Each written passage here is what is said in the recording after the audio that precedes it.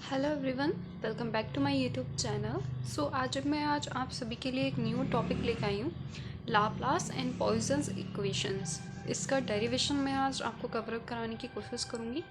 असल में ये एक रिक्वेस्ट वीडियो है दिव्यांशु, जो मेरे रेगुलर स्टूडेंट रहे हैं अभी तक, जो अच्छे से समझते हैं, वो मुझे टॉपिक्स बताते हैं। सो उनका ये टॉपिक है, मैं उनका टॉपिक दिव्यांशु के लिए मैं आज ये वीडियो लेक्चर बना रही हूँ। इसके लिए मैं पूरी तरह से आपको अच्छे से समझाने की कोशिश करूँगी। आई होप आपको ये अच्छे से समझ में आएगा।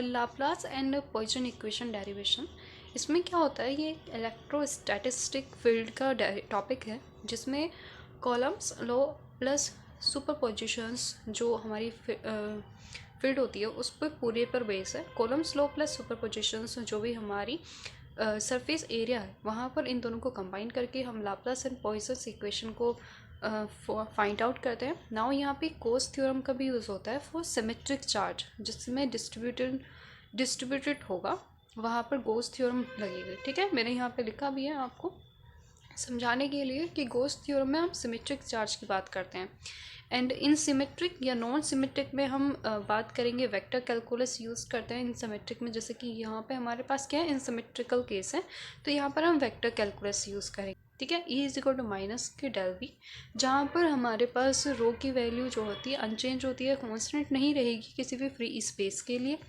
सो इन केस ऑफ कंडक्टर के केस में रो की वैल्यू क्या होगी, हमें फाइंड आउट करनी है। ठीक है, नाउ हमारा डेरिवेशन यहाँ से स्टार्ट होता है। In case of conductor rho is not known in advance since charge is moving.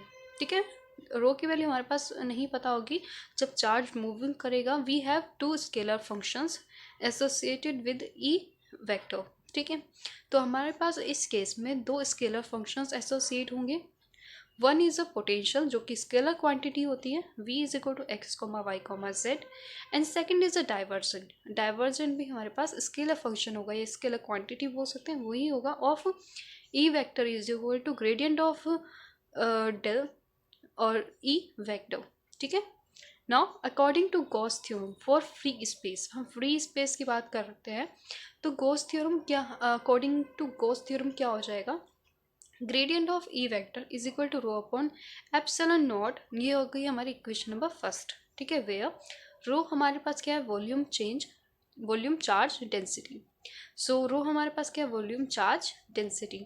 Now E vector is equal to minus के डेल वेक्टर वी। ठीक है, ये हो गई हमारी इक्वेशन नंबर 2। नाउ हमने क्या करा, ई वेक्टर की वैल्यू यहाँ इक्वेशन नंबर फर्स्ट में रखेंगे। सो इक्वेशन नंबर फर्स्ट में रखा तो हमारे पास जो डाइवर्जेंट और इनटू ग्रेडियंट वेक्टर माइनस के ग्रेडियंट वेक्टर v, जिसको हम इसको ये बोलते हैं, मैंने लिखा भी इसके नीचे, is equal to rho upon epsilon not.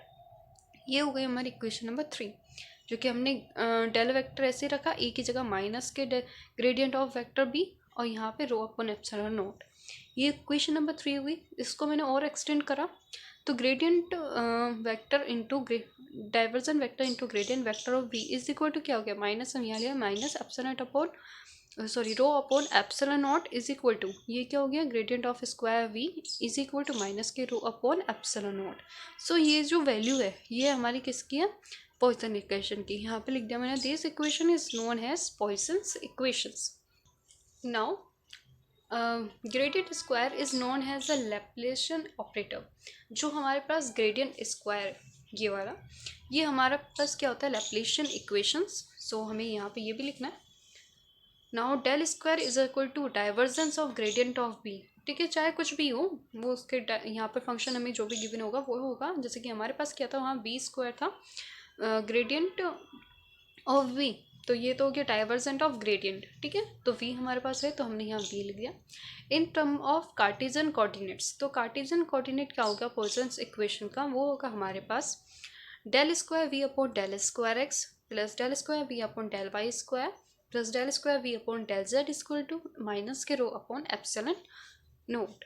ठीक है, whenever rho is equal to zero, अगर rho is equal to zero हुआ तो हमारे पास लाप्लास इक्वेशन आ जाएगी। ठीक है, वेन एवर जब भी हमारे पास rho is equal to zero होगा तो gradient square v is equal to zero, this known as the Laplace equations. तब हमारे पास क्या आ गई है, लाप्लास इक्वेशन। अब आप कई बार कन्फ्यूज़न हो जाती है कि पॉइसन्स इक्वेशन और लाप्लास इक्वेशन को हम याद कैसे रखें। तो यहाँ देखें, यहाँ क्या है, रो, ये पॉइसन के पी से मैच कर रहा है। ठीक है, मैंने याद रखने की आपको ट्रिक बताई है। जहाँ पे हमारे पास फंक्शन सॉल्यूशन क्वेश्चंस में रो आ गया तो ये इसका मतलब ये हमारे पास पॉइसन्स इक्वेशन है, और ज़ीरो आ गया तो मतलब लाप्लास इक्वेशन है, वो भी इन राइट हैंड साइड। ठीक है, डेल स्क्वायर भी तो लेफ्ट हैंड साइड की वैल्यू जो है सेम है हमारी, बस यही याद रखने की है। नाउ इसके थोड़े और केसेस देखते हैं हम। ठीक है, ये केसेस भी आपको एग्जाम में ऐसे ही लिख के आने हैं। For in homogeneous medium, in homogeneous medium में। ठीक है, फॉर इक्वेशन नंबर 3, जो इक्वेशन नंबर 3 हमारी थी, इक्वेशन नंबर 3 ये, यहाँ पर हमने क्या करा, एब्सेंट और ले लिया। Now for equation number 3 can be written as gradient of vector dot minus K absent divergent of gradient of v is equal to rho. ये जो एप्सिलॉन नोट था इसको मैं मल्टीप्लाई में यहाँ ले गई, और ये एप्सिलॉन नोट से जगह यहाँ पे क्या हो गया, simple absent. If it is does not constant, so ये ब्रैकेट से बाहर नहीं होता। ठीक है, अगर ये कांस्टेंट नहीं है तो ये ब्रैकेट से बाहर नहीं होगा, अगर कांस्टेंट है तो बाहर हो जाएगा। मतलब जैसे कि हम मल्टीप्लाई करते हैं ना, हमारे पास एग्जाम्पल के फॉर्म में 2x 5x इस तरह से कोई भी वैल्यू दे रखी है, तो हम क्या करते हैं 5 को बाहर मल्टीप्लाई कर लेते हैं, हम कर लेते हैं 5 × 2 × x स्क्वायर हो जाता है। तो यहाँ पर ये क्या है, कांस्टेंट फॉर्म में नहीं है। ठीक है, यहाँ पे बात है, ये यहाँ पे ये हो गया, तो ये तो हो गई हमारे पास। और यहाँ देखें इज इक्वल टू क्या आ रहा है, रो, रो आ रहा है, तो मतलब इन होमोजेनियस मीडियम में, इस केस की हम बात कर रहे थे फॉर इन होमोजेनियस मीडियम। तो होमोजेनियस मीडियम में ये वाली इक्वेशन क्या हो गई हमारी, दिस इक्वेशन इज पॉइसन्स इक्वेशंस, क्योंकि हमारे पास क्या आ रही है, ये रो आ रहा है राइट हैंड साइड में, तो हो गया हमारे पॉइसन्स इक्वेशन। तो लाप्लास इक्वेशंस क्या होगी, रो की जगह 0 रख देंगे, ये हमारे पास आ गई Laplace equation. Now in case of second, यहाँ पे मैं केस फर्स्ट और केस सेकेंड लिख देती हूँ, केस फर्स्ट। ठीक है, now case second, case second for homogeneous medium, rho is constant. जब रो कांस्टेंट होगा तो हमारे पास क्या जगह, del square v is equal to rho upon epsilon. So this equation is known, this is a Poisson's equation. Now अगर gradient of b is gradient square of b is equal to 0, it is a Laplace equation. ये हमारी Laplace equation आ गई। So for homogeneous medium में भी हमारे पास दो equations आ गई, एक तो पॉइसन्स इक्वेशन और Laplace equations. Any function which satisfy Laplace equation is called a harmonic function. So जो भी कोई फंक्शन हमारी लाप्लास इक्वेशन को सेटिस्फाई करता है तो हमारे पास क्या आ जाता है, हार्मोनिक फंक्शन। ये मैथमेटिक्स में भी और फिजिक्स में भी दोनों ही लाप्लास एंड पॉइसन्स इक्वेशन का डेरिवेशन इंपॉर्टेंट है। सो हमारा डेरिवेशन यहाँ पे कंप्लीट होता है।